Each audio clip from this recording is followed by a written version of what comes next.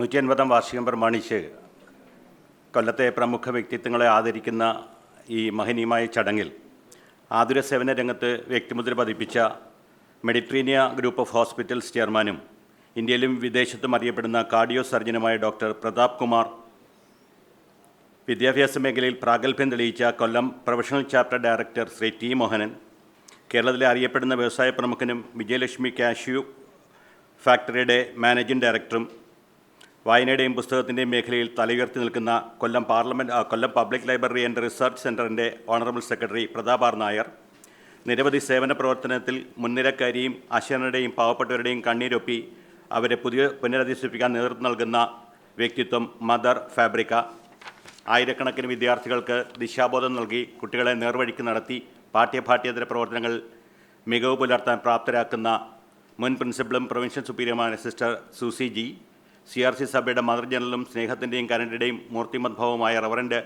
Mother Mary Francis തുടങ്ങിയ വ്യക്തിത്വങ്ങളാണ് ആദരവ് ഏറ്റുവാങ്ങുന്നത്. പ്രസ്തുത സമ്മേളനത്തിൽ ബഹുമാന്യ കൊല്ലം ജില്ലാ കളക്ടർ N. ദേവിദാസ് നേരത്തെ സൂചിപ്പിച്ചതുപോലെ പൂർവ്വ വിദ്യാർത്ഥി ഡോക്ടർ ദിവ്യ വി ഗോപിനാഥ് IPS തുടങ്ങിയവർ വിശിഷ്ടാതിഥികളായി പങ്കെടുക്കും.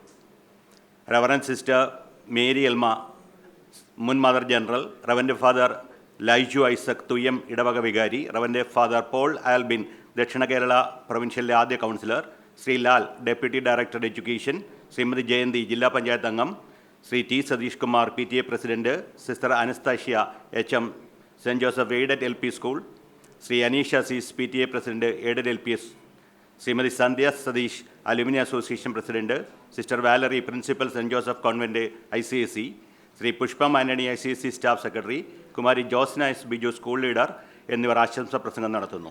തുടർന്ന് സമ്മാനദാനം. ഹൃദ്യമായി ചടങ്ങിന് നന്ദി പ്രകാശിപ്പിക്കുന്നത് ശ്രീമതി പുഷ്പം ജോർജ് സ്റ്റാഫ് സെക്രട്ടറി. ശേഷം സ്കൂളിലെ വിദ്യാർത്ഥികൾ അവതരിപ്പിക്കുന്ന മാസ്മരിക കലാവിരുന്ന്. അന്ന് രാത്രി 10 മണി വരെ നീണ്ടു നിൽക്കുന്ന വലിയ ആഘോഷ പരിപാടികൾക്കാണ് ഞങ്ങൾ രൂപം നൽകിയിട്ടുള്ളത്.